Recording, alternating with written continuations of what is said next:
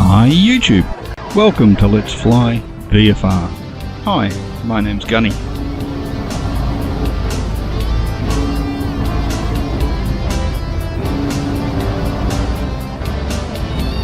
Well, welcome to the briefing. Hope you're enjoying your coffee with me today. Today's flight is from Kangaroo Island, which will take us initially on our first leg over to Cape Cassini. From Cape Cassini we then travelled across to Hillock Point, quite a prominent little point there that you can see circled in blue, and then we do a right turn and then we fly across and down into Waruka. It should be relatively simple. So let's see how that all happens. You can see it on the map. It depends on the cloud.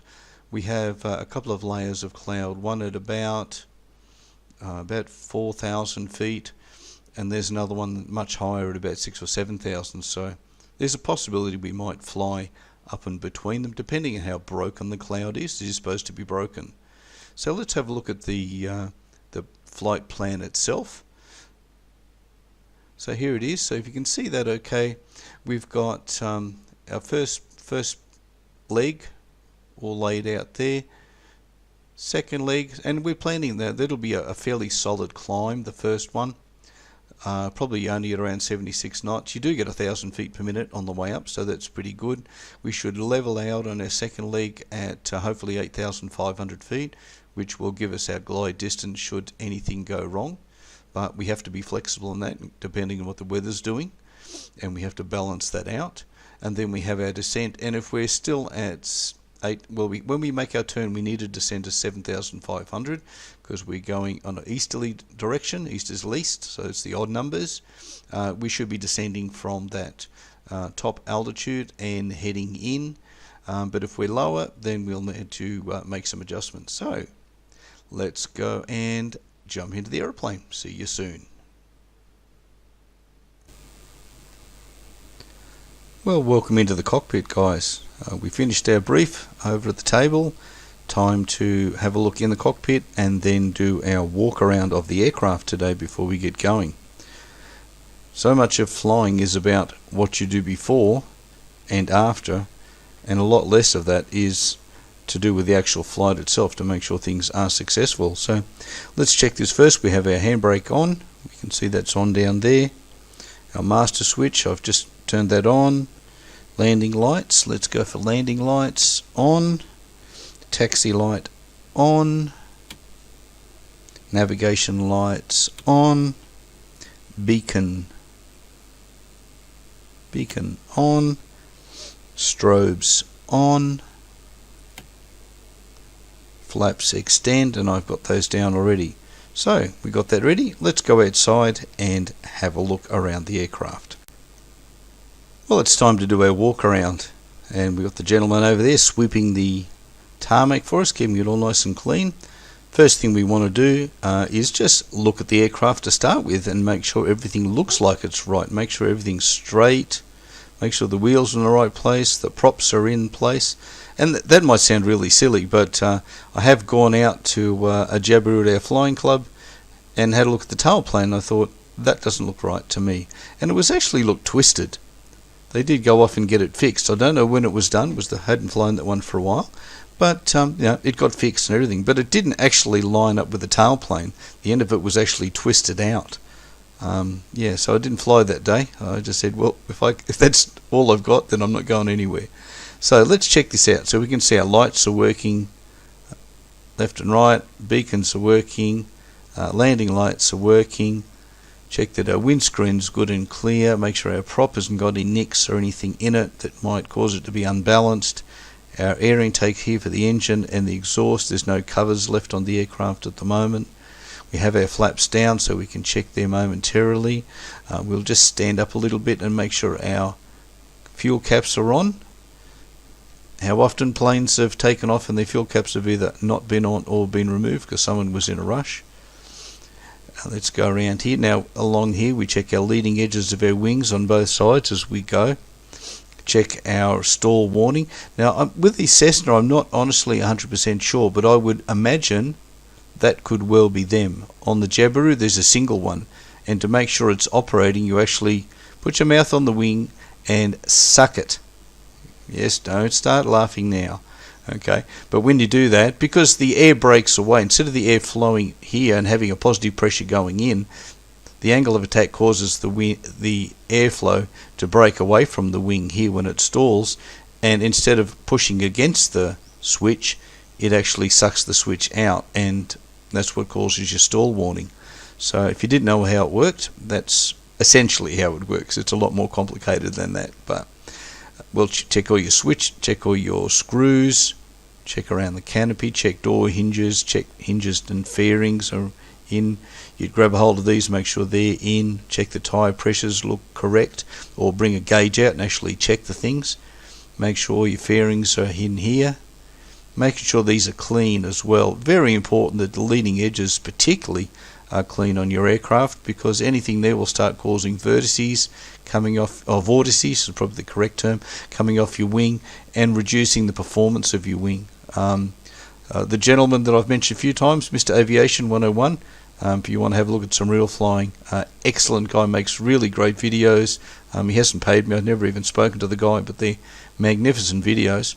And performance of his aircraft in a recent one was where he had it painted.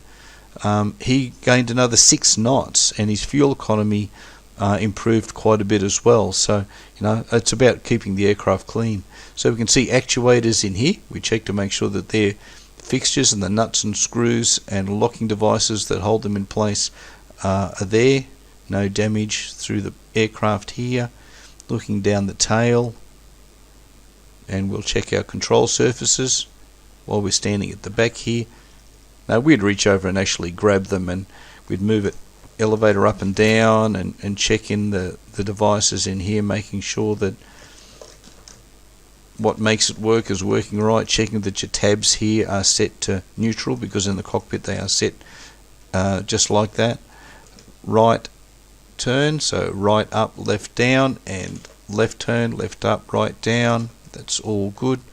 Lights flashing, we've got our rear light on as well. Should be able to see that within 120 degrees, guys, from the back of your aeroplane. Anybody cruising up behind you? So we can see the actuators here for our rudder, right and left, and our nose as well. Wouldn't be doing that too much, creating flat spots possibly. Having a look in here, making sure that our storage door is closed. All the condition of everything here is good. Looking again at our linkages to make sure they're all good. Walk around our man sweeping the floor, checking our wing conditions, and wings especially, wing tips, how often they get smacked in hangars. People don't look. I've seen it happen to military fighters, guys, so don't think it's just a general aviation thing. I've seen what was it? I think it was an F-111 that managed to hit a door that wasn't quite open far enough. That's an expensive day at the office. Wasn't me, thankfully, and that was a long time ago now. And coming around to the front of the aircraft, again checking the other side, checking the handles. They're to help you so you can get up and have a look, I would imagine those. You got the little foot there so you can stand up and have a look and make sure that your caps again are on, locked, in place. And you should also double check the fuel quantities physically as well. Again, back with the jab, because I'll keep talking about it because that's the only aircraft I've actually flown, guys. We had actually a high-tech piece of wood that had some notes on it on how much fuel was actually being carried. So that looks good. If you're happy, then I'm happy. I think we can get back into the aeroplane and get it started up and go flying. I'll see you in a sec. Okay guys, we're ready to get started. So before engines checks, now if you don't want to come through do these parts with me, I'm going to leave timestamps in the bottom. Feel free just to click right through to the ready to take off portion if you'd like to do that. If you want to sit with me going through this, it's not something I'm going to do probably a great deal, but I thought it'd be really good to go through it at least once today. And if you guys like it, please leave me messages, and when we go, and if we change aircraft at any time, we will go through the whole set of procedures again, just so we're doing it as realistically as possible. Okay, so let's have a look. Exterior inspection completed. Well, we've just been around and had a look. Fuel selector to both. Parking brake is still on. Lights, we turn those off because we don't want to drain the battery, so we turn those off. We don't want to put any extra load on the battery now that we know everything is working properly. We'll turn that off, I think, as well. Brake lights, let's see, both are parking brake on, lights off, fuel quantities, check those. We did check those a moment ago. Let's have a look. I've made sure, and you would see in the briefing how much fuel and how much weight I've accounted for, and our centre of gravity change that we've made today as well. And this is the very first time I've ever tried that, so I hope the aircraft flies as advertised after having made that slight adjustment of 1.1 inches, allowing for my weight, your weight sitting next to me, and a little bit of baggage plus the fuel. The tables I haven't shown you at this point, but there's a whole set of tables that come with this aircraft, so feel free to read the documentation, guys, and get them out and have a look. So fuel quantity is fine, power to idle, mixture to full rich, avionics buzz 1 and 2 check that are off, and they're off. We've got nothing happening here. Okay, ready for engine start. Okay, engine start. Throttle should be open quarter. There we go, quarter to half. Master switches on. We have those on. Fuel pump set to on. Noisy thing that it is. Mixture full rich, and it is. Beacons on. So we go down and turn our beacon on, which is that one. Sorry, not nav. Get a bit closer, my eyes aren't that good. Beacon, and what that does is that lets people around us know that we're about to start the engine, even if they can't hear because it's very noisy. Okay, beacons on. We need to check around to make sure everything is clear, and a good loud clear prop would be called out at this point. Ignition switch to both.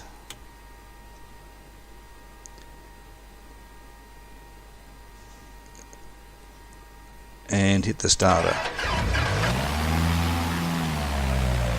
Wow, okay, it was a little bit, maybe there was a little bit too much throttle there. It was overriding the brakes even.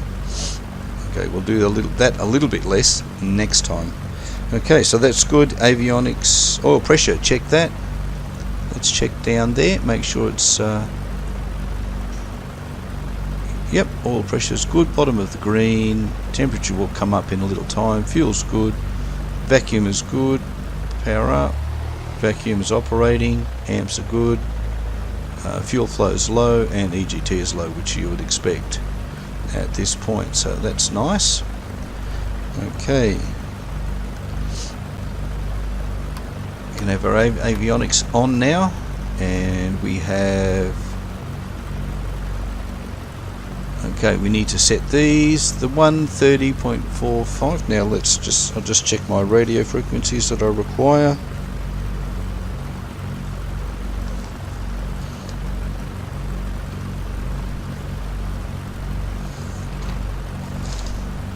So it's the CTAF frequency.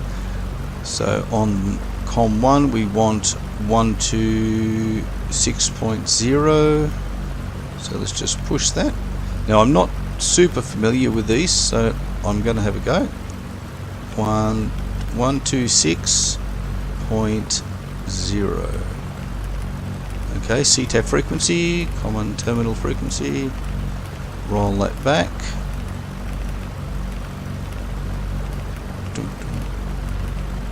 There we go. So 126.0, and we would put that at the top. And the other frequency we need, there's a range of different ones around Adelaide. Oh, and I'll clear that because that's a program that I put in yesterday. I had a quick fly around on my own, didn't take you guys with me, but I wanted to play with that and just go and have a look. So let's see, and the other one I need is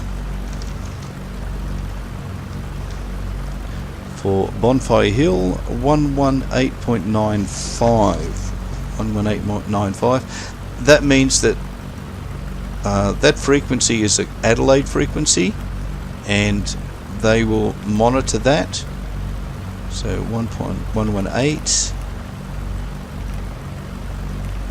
we can get this down to 1.5, then that's fine. 150.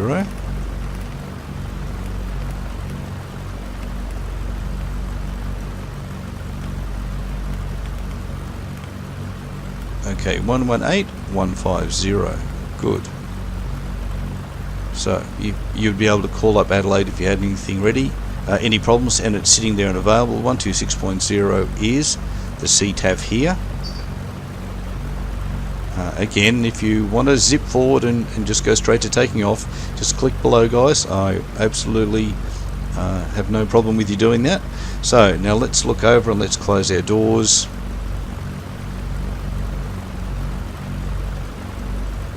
Okay, we'll get the door closed. All good. We'll close my side.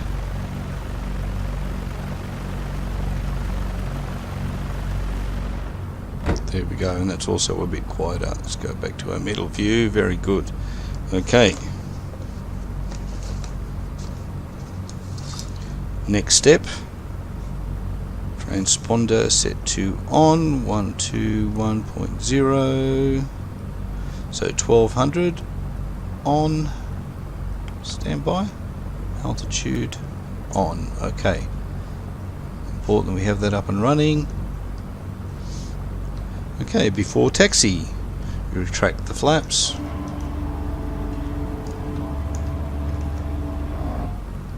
Brakes check, so we'll just roll forward and ensure that everything works. Wind's very strong, as I pointed out before, so it's really heavily trying to weather vane over to the wind. If you can see you can see it's pointing right towards us at the moment. And it's really blowing a gale. 17 knots straight down our runway 19. Wow, it's pretty blowy, isn't it?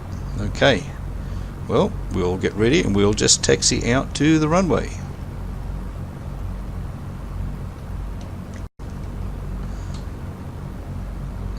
Okay, brakes off, and we will move slowly up.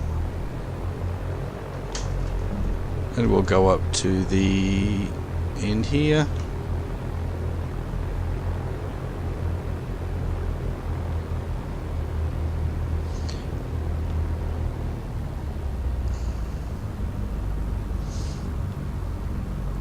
Still got a couple of things to do. We haven't set our altimeter. I'm surprised that's not in the checklist. I think I'll add that little step myself, because that's something we need to do. Got needing a little bit of rudder on here just to keep us straight, guys. And coming up to the line, let's hit the brakes there. Now, what I think I'll do is I'll just let it weather vane around. In fact, I'll put the right brake on so that we're facing into the wind to do our run-up checks. Okay. And you can see how, now this is what gets me with this X-plane, is that it's just so damn accurate. Jeez, it's accurate. Alright, there we go. Alright. Okay, so let's run up to 1700. Back off. And a little drop. Back up. Oh, too far. Back off and back up again, and very nice. Okay, so clear, all ready to go.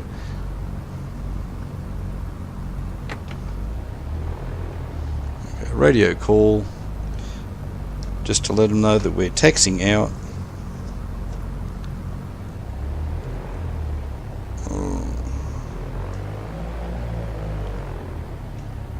And then we'll just roll out. Okay, and we'll get ready to go.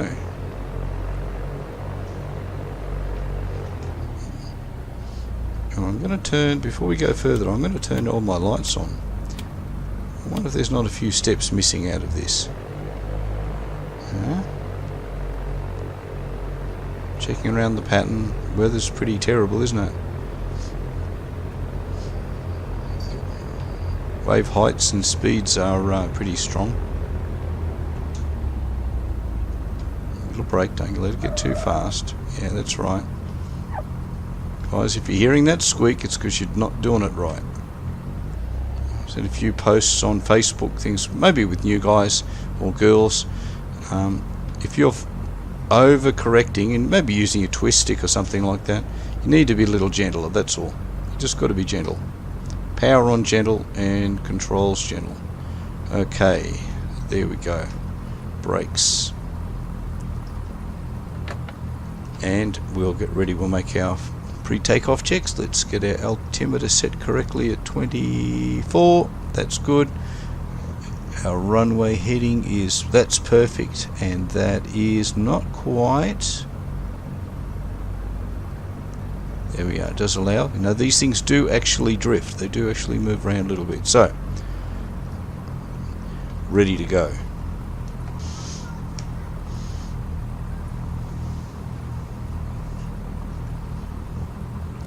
Okay guys, ready to go.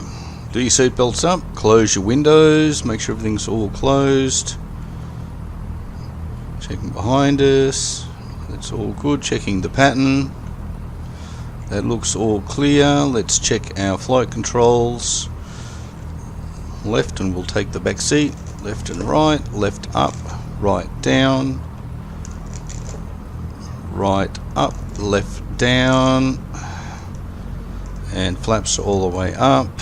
Let's go back here. Ready to go then. And our first heading is going to be 302. So let's just dial it in here first.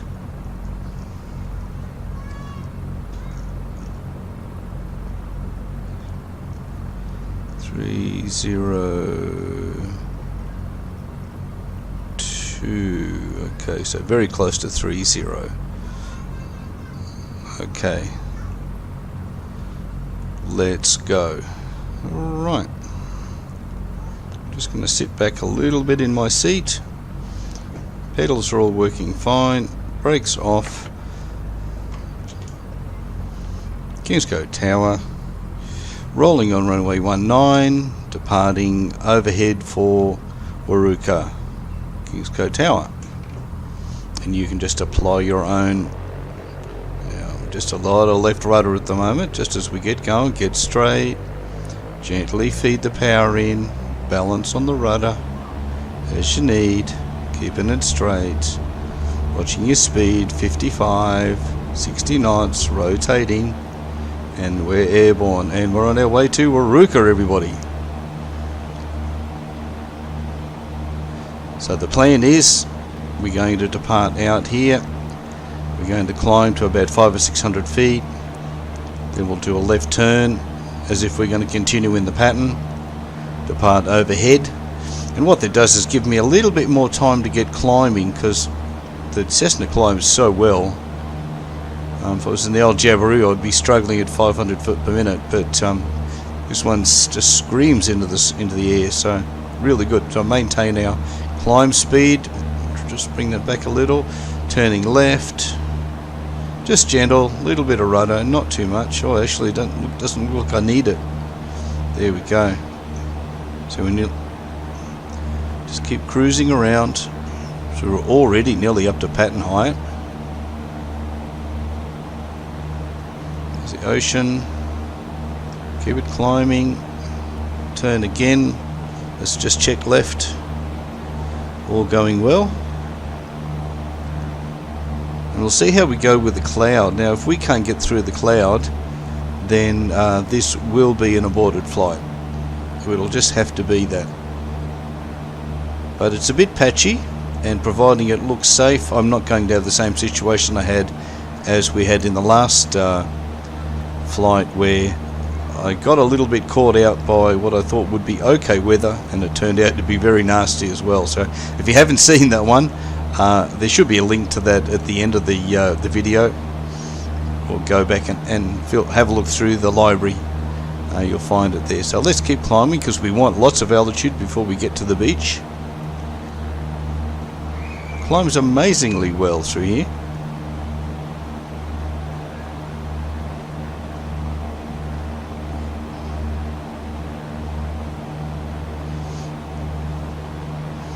It's only quite patchy. The cloud bands, there's a band at about 2,000 feet, but there's another band above it as well, about 5,000. So look, we can afford to go through the cloud, through a gap in the cloud if that's possible and safe, not through the cloud physically.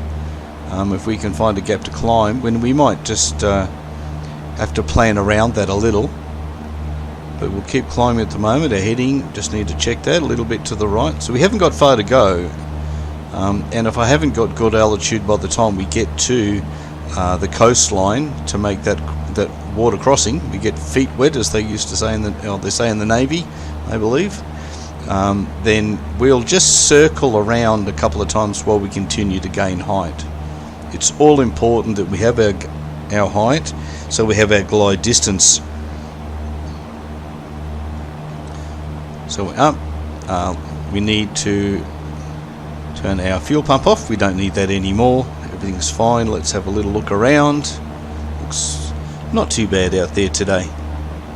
Hope you like my trees. They're all. I've been adding a fair few of those in, and since I released all the airports, I've done some more work in here as well, guys. So I'm going to have to give you an update at some stage. Climbing really well. Let's sit up in the seat a little, have a look over the nose. Climbing well, a little bit off our heading. So our first point is Cape Cassini. Sounds like a rocket. Okay, it could have been, or was it a satellite? Can't remember. So we're coming up near the clouds, so that is in itself an issue. We're now coming towards 4,000. What have we got to the left? Let's look from the back here. So we have a cloud layer.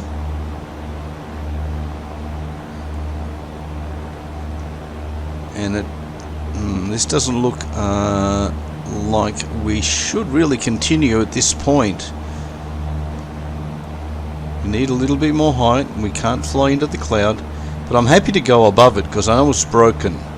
It's not going to be fixed, so let's just circle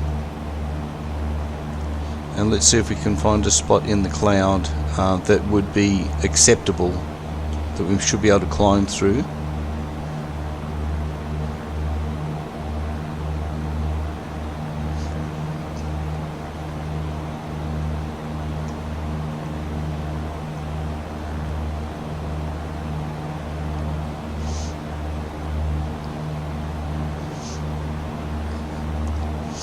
That's looking pretty nice.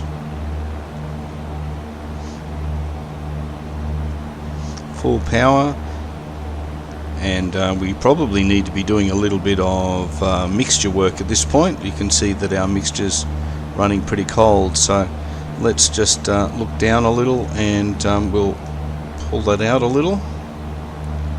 Just give that a moment to react. Again, this would be a new experience because I haven't done VFR above cloud, but it is perfectly okay to do, providing you are very confident that you can get back through the cloud again at the other end. So let's look around, see how we're going. So we're coming up through it, and it's nice above the cloud there. So we can turn back a little, I think. You'll go back towards that bank you can see to the right there. We're now in line with that. And we look good to be climbing above it. Let's check our airspeed. Our best climb speed is 76, so going slower doesn't help our task.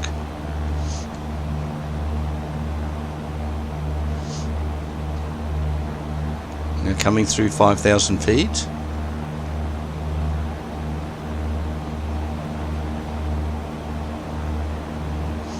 Looking very nice and looking, I would call, acceptable at the moment.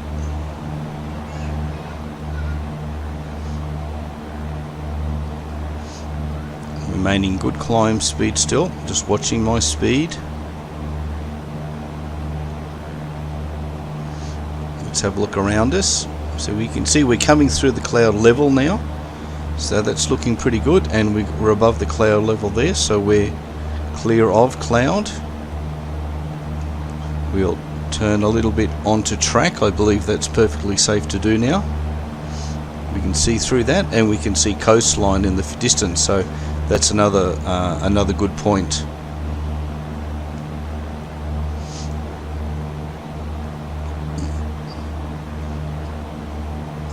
We're doing well. Let's head back to the left.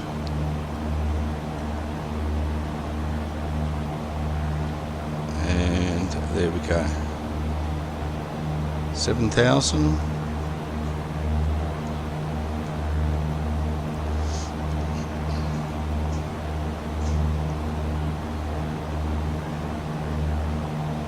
I hope you guys have been having a good day. Thanks for riding along with me today on this flight. This is going to turn out to be a little bit longer, I would imagine. The flight itself across here shouldn't take too long, and actually we can see land ahead of us, so it isn't, it isn't an incredibly long distance at all. But it's all about the safety and being able to glide back, so you got to feel comfortable with that.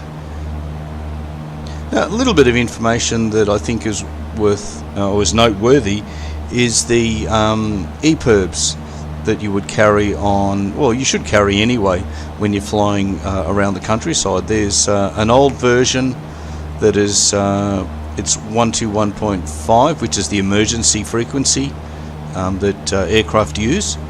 The military have their own frequency. Not conscious of what that is. I don't know what that is offhand.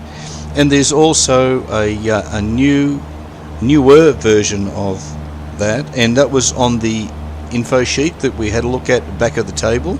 I think at 406 megahertz it was. Not sure if that's the right number. I can't remember offhand. The difference between them is pretty amazing. So we're now heading towards the 8,000 feet, the 8,500 that we were planning. So this is all going very well so far today. A little bit left, and everything else is going good. Let's do a quick check first before I continue rambling on. So our fuel's looking good, everything's in the green here, engines are in the green. Now we've been running this at high RPM for quite a while now, so it's about time we gave the engine a bit of a break. So we can let it accelerate. And you can see we're still over our own land mass on the island here, so I'm going to bring the RPM back a little, get the nose level, let us accelerate a bit, and we're at our 8,500 feet. And I'm going to be a little lazy and put in the autopilot altitude hold. There we go. So we're heading in the right direction, everything's good, clear of cloud, left and right, we're going above it here. Let's have a look over to the right and see what's happening there. That also is looking very good.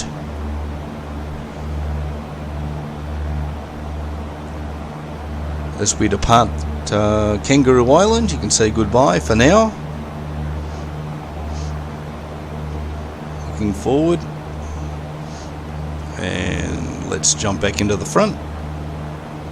So we're doing very well. We can see the land mass there. And this is planned to be the quickest point across. Our landfall on the other side will be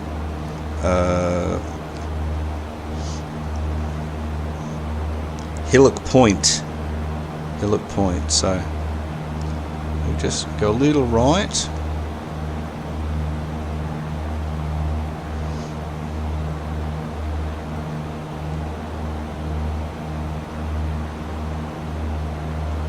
Not happy with what we're getting so far at the moment. Looks like we're a little bit right there. I might this is fighting me a little bit on the directional side, so I'm just going to go right a little.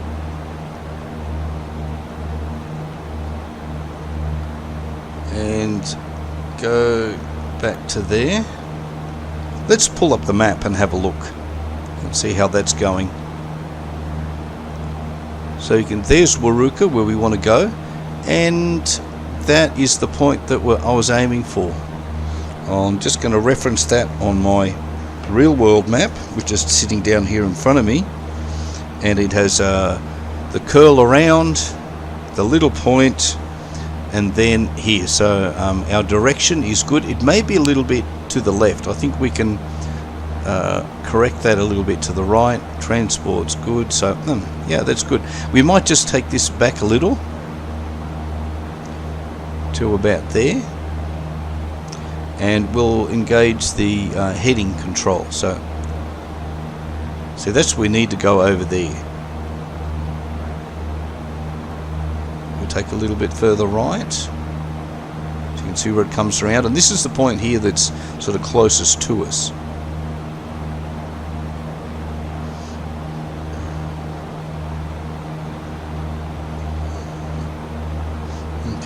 So this could be wind, because again, you know, we haven't got into wind corrections yet. I've just been keeping it simple for you and for myself a little. The wind's coming from 190, so it's from really behind us on the left, so our ground speed should be pretty good. What are we reading? We're reading about 100 knots on the altimeter, and while we do, just check our instruments again. Everything's looking good in the green. Let's have a quick look here, and we're getting 126 knots over the ground. Isn't that good? So that's doing pretty well. Happy with that.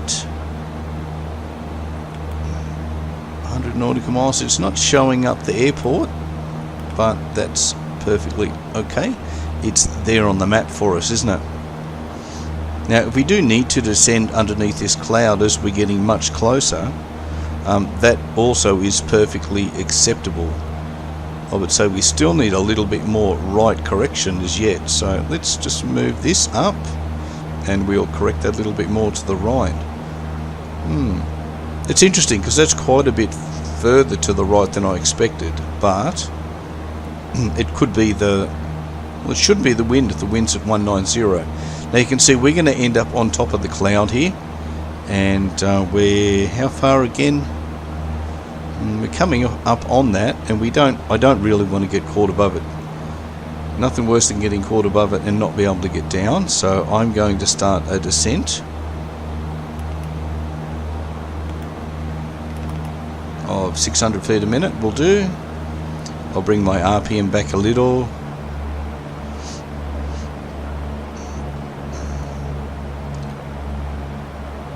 Oh, it'd been so nice if this was 3D and I could tell how close we actually were.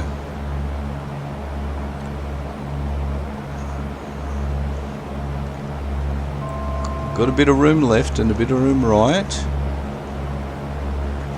but we're getting fairly close here, so I'm going to manually take control again, and I'm going to make this descent manually.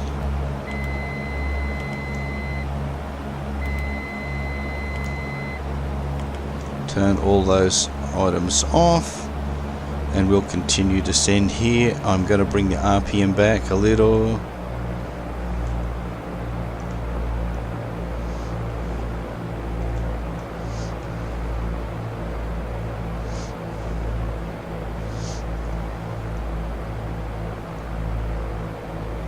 It is supposed to be broken, so we would probably be okay. But no, you have to make these decisions yourself, and so we're going to head down below. So our aircraft is behaving nicely today.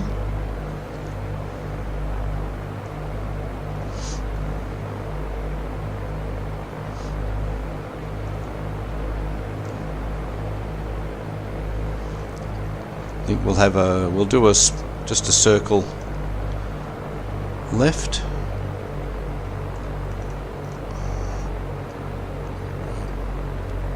Let's come around. Just gentle. It's probably going to get a little bit too excitable on the turn rate, and it would appear that we're coming around are we yet underneath it? We're certainly getting very close to being underneath it now. Being able to descend underneath it, so let's maintain that, conscious of our heading that we were seeing, and we can see the ground there, so that's good. We're coming in underneath, increase our power, and we'll stabilize just underneath the cloud level,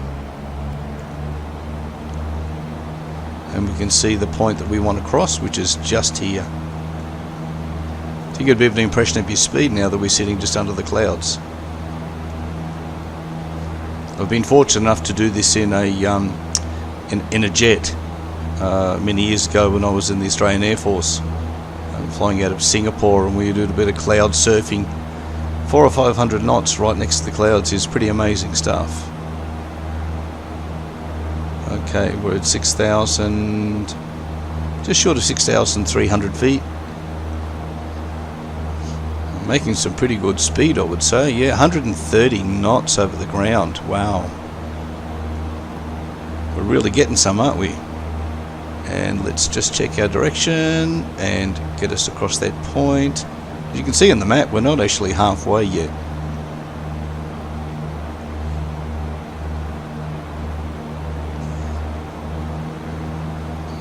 That's why you have a boat on board, and you have life jackets, and you have your EPIRB.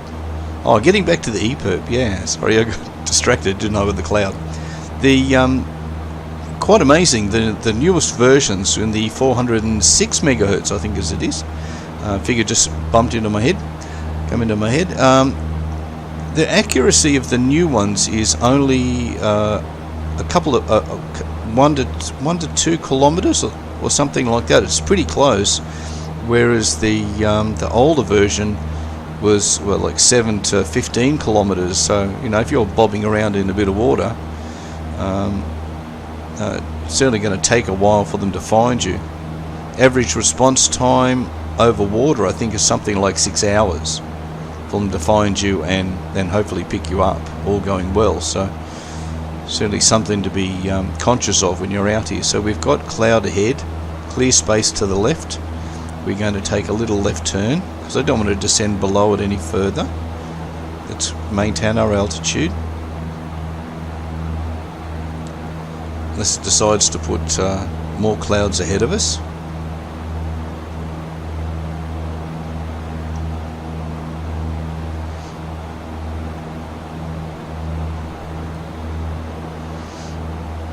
So if you've stuck with me this long, guys, really appreciate it if you could hit that like button when you finish watching the video. That really helps me a great deal. Hoping my video productions are getting better as I go along. Hell of a lot to learn.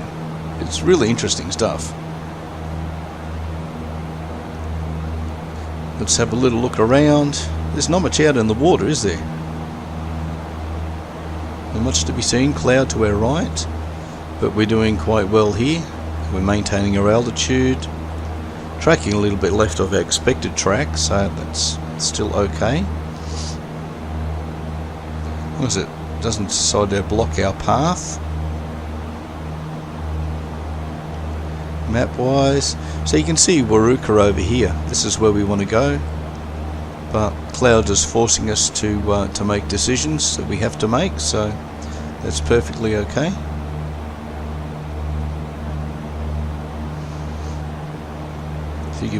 If you're cheeky, you might pop through there, but that wouldn't be a wise thing to do. So my altitude's all over the place, but at the end of the day, it's about being safe, isn't it? And I learnt my lesson on that the last flight that we did, when I actually flew into cloud, which was something I was going to do as an exercise later. So we're just losing vision a little bit because we're in the edge of the cloud. So let's descend a little, maintain our visual reference to the surface, and we can now go around, and that should be the point there that we were originally asking for, or aiming for. You can see that it goes around. I'll just level. Yeah, you can see like the bay comes around here. So we're doing well on our navigation, pretty happy with that. That's good. And we're back on that heading we were maintaining. Let's check our onboard map. So it's heading here, which is what we need to do, and then we have a change to come across over here to Waruka. Now, don't expect anything too much at Waruka, it's only a little strip. Haven't decided where we're going to go to from that point. More than likely up, right up the top of the York Peninsula, and then the flight after that will be a return flight finally back to Gawler and Adelaide Soaring Club. Looking looking forward just to getting back there. This has been a bit of a circuit, but it's been enjoyable. I hope you've enjoyed flying with me. Okay, doing really well now. Very happy with where we are. You can feel comfortable that if we lost an engine or anything now, we would comfortably climb, make it glide down to the surface and land. Probably bump. It'd be a bit of a bit bumpy, but it'd be okay. Okay, getting ourselves online. Let's check everything again. Checking our fuel levels are good. Fuel usage is pretty low. We're pretty economical at the moment. Our temperatures are good, and our engine temperatures are a little bit more respectable. They were right up here, maintaining that high RPM for a long period. You do have to maintain your engine. You've got to look after it, otherwise it won't look after you. Okay, looks like we're heading towards some more cloud here as well, so we may have to descend a little further, but you know, that's perfectly okay. Our next planned heading across is 022 degrees. Oh no. See, that's what happens when you get busy. I just noticed what I was talking about. I was talking about 302 initially, which was our departure heading out to Kangaroo Island coast there at Cape Cassini. But Cape Cassini across to Hillock Point was 332, and yeah, we're pretty much there. We're a little bit left with what I suspect would be the wind, because it's coming back from behind our left shoulder. 190, so it's over here. It's nearly from the south, or yeah, over our left shoulder. You can see it would be here. So we're just going to descend. I'm going to power back, and we'll just descend below the cloud level before we continue on our next track. So 022 is what we I believe we need. So I'll just zoom in a little. Should be pretty close to that, and we'll check that heading. Looks like we're getting a little closer. You can get it misty. We need not to be getting misty. Don't get misty-eyed on me. Checking around, checking out the back. So we're remaining clear of cloud, which is absolutely crucial, and we can afford to just do a circuit as we descend again.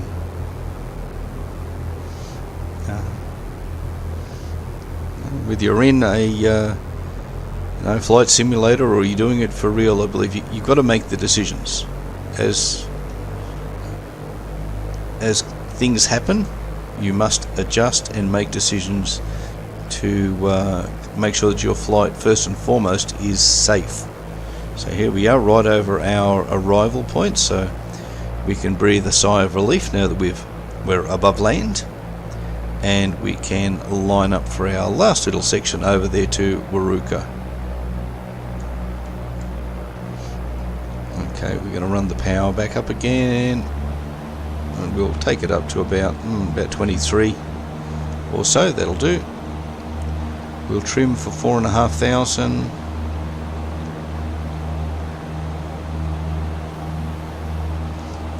Maintain that. I was planning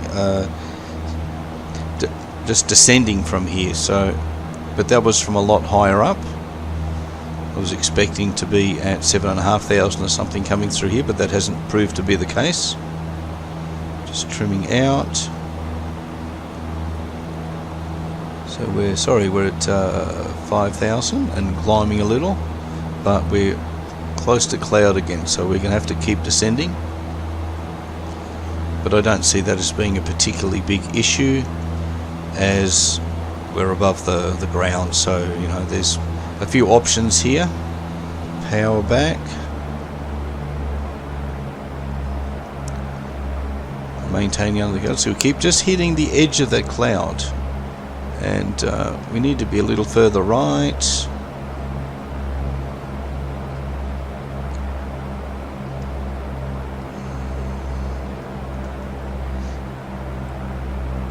There we go, we're underneath the cloud again. Power back up, and we'll trim the aircraft for level flight at about this level at 4.5 or nearly 4,500.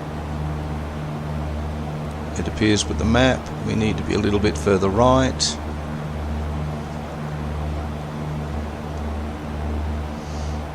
Challenge may be actually finding Moorooka Airport. We'll see how that works out. I don't think it was much more than it, maybe one or two sheds or hangars and a strip. So,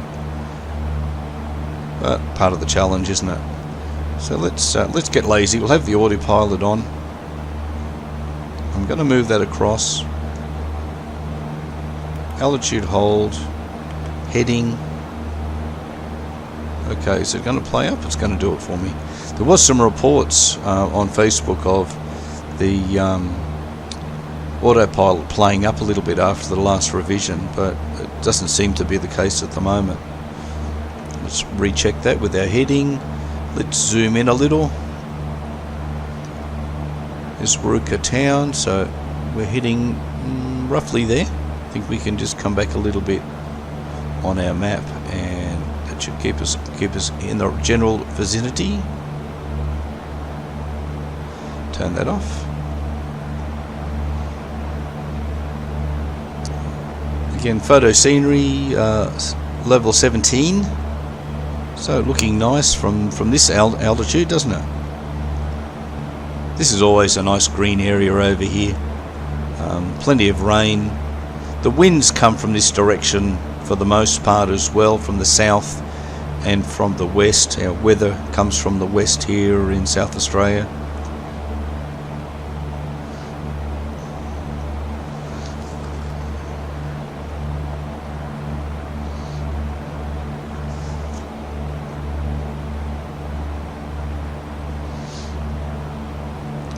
You can see across the other side there, that's the sea again. So if you're not familiar, the landmass comes down and then comes across. It's a bit like Italy, I guess. It comes down and across. It's a bit like a foot. And we're getting reasonably close now. We'll check our map. Looking pretty good. We need to be a little bit left according to that map. So we'll just come left a little, and we might start a little gentle descent, back off the RPM a little.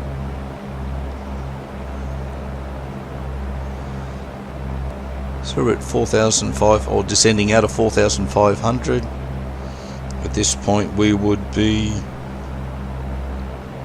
just check on my real map, I'd say we're probably 10 miles or so southwest of the airport. So you'd make a call on your CTAF frequency to Moorooka traffic, Cessna, whatever one you might be flying at the time, 10 miles southwest inbound, full stop landing, Moorooka traffic.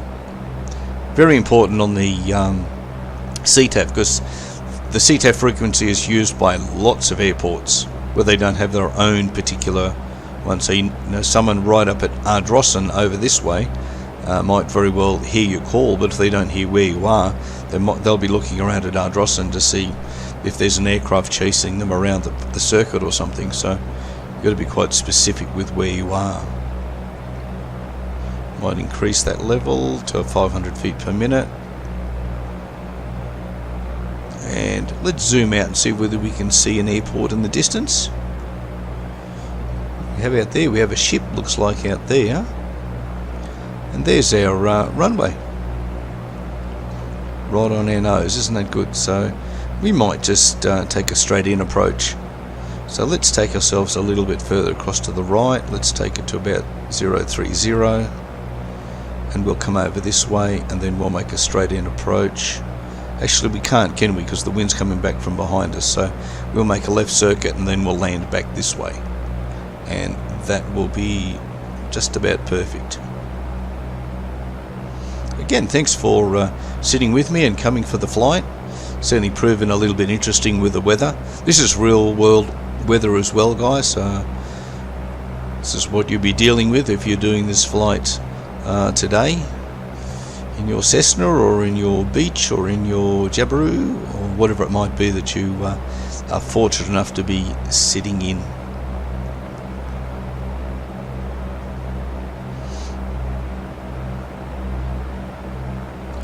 I'll go a little bit further right. We're going to be now the altitude above sea level is going to be fairly close to sea level here, so we'll plan at about 1,100 feet for our circuit. That might be just a little high. I haven't got the immediate information on this strip. I did a quick Google search for it because I don't have a plate for it. I've got to remember actually how to download those. I've got a whole lot of real plates for all the common airports that I actually flew to, and I updated those now and again because information changes, like the maps. I'll change that for the aviation maps only last for 6 months, so if you happen to like doing this sort of flying and you know someone who's a real pilot, ask them when they have to buy new maps, and ask them if you can have the old ones, because obviously it doesn't matter here if you're flying in a simulated aircraft, and you can have a little bit more realism. I think that just, it's just the way to do it for me. I'm doing a little bit of a mix because it's hard for me to bring up a map for you mid-flight, and if I say I'll bring up the map now and I fail to do it when I'm doing post-production, then it doesn't work so well. So using the map here is good. So we can land, we can taxi over, and we do have one hangar to land at, or to taxi up to. Remember, there wasn't a great deal to do here. Let's look left again.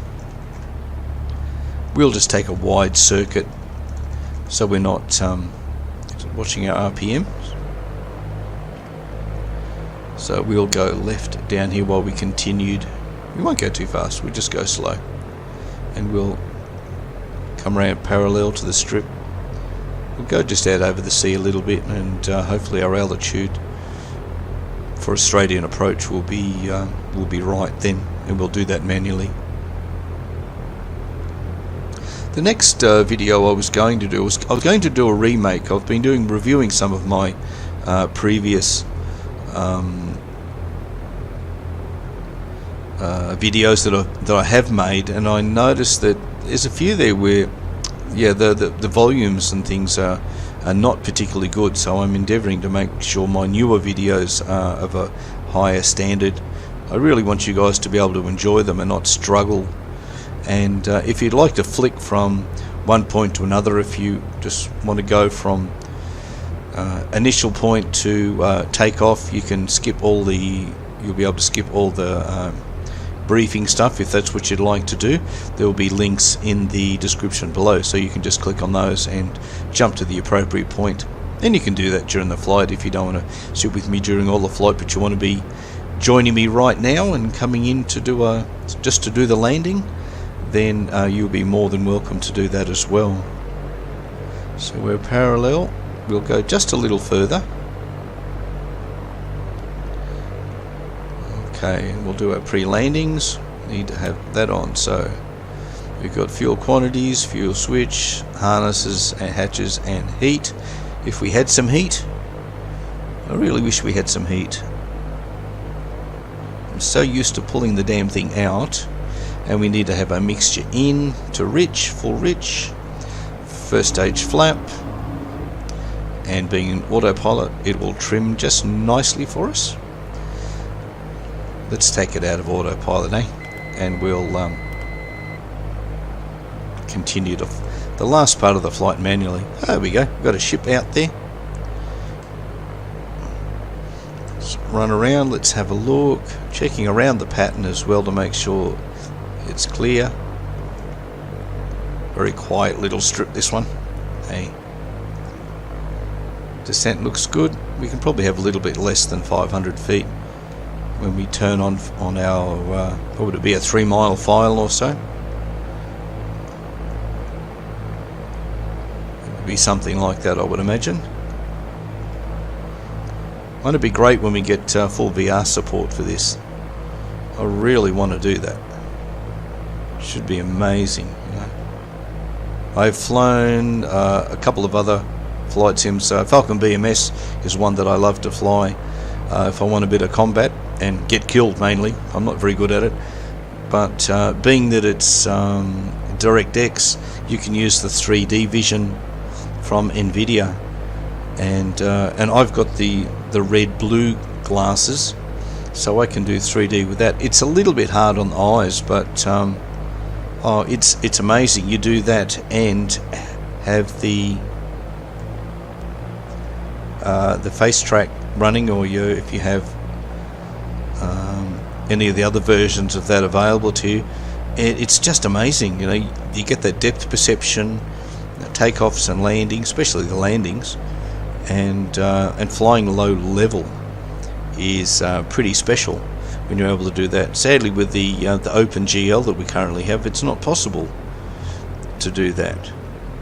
So turning final, where's our strip? There we are, not quite lined up. Maintaining our speed, really want to be about 70 knots.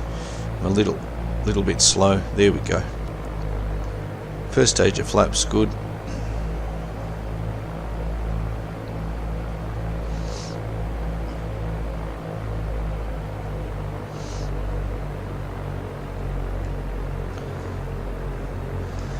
Got feet on the brakes, checking the rudders, good. Lining up, still a little bit left of center. Now the wind will be coming from the right, 190, so straight through there, so it's nearly a headwind onto this strip, so that's going to be okay. So you hold your nose up, and remember, use your left rudder in this case just to straighten the aircraft up. Don't roll it. It's rudder to control your direction that your aircraft is pointing, because you want to hit touchdown with both of your main wheels equally. You don't really want to be going sideways unless it's a really extreme wind. There we go, a little bit left, coming in, and that's about the right angle. We're getting blown a little bit right to left, so we have to crab to do that. Be right wing low a little if we need it. It's a bit of a boring strip, isn't it? There's not a lot here. Okay, over the strip, power to idle, coming down, looking to the farther end of the strip, nose up, letting it decay, and joy, it's wanting to weather vane pretty badly. There we go. And left rudder, straighten us up. Oh, lots of left rudder. Doing a lot of scraping there. Maybe I had a little bit too much. Okay guys, let's put that away. Considering the amount of wind we had, I didn't think we needed any more flaps.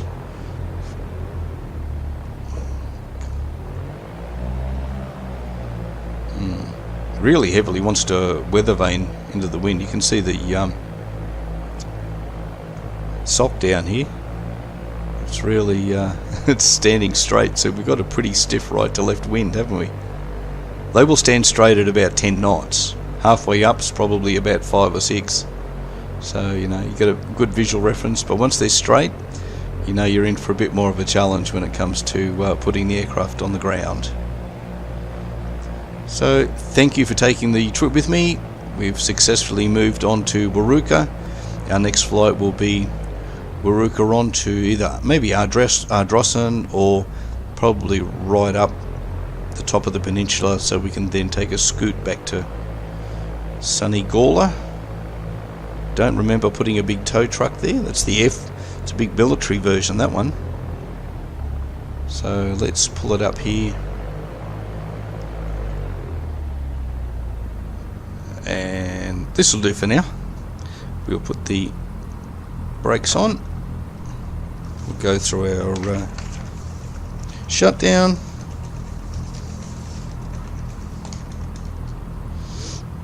Okay, so flaps are retracted. Strobe lights off. Trim reset. So we can turn everything off. There's no one around here. We're here on our own. Just leave the beacon running until we do shut down fully. Now we want to check our magneto, so let's go back. Still idling nice and smooth with a little drop, and check the second one. Nice and smooth. Whoop, sorry, too far. And there we go. And we've arrived. So again, thank you for staying with me, and I look forward to see you again on our next leg in Let's Fly VFR.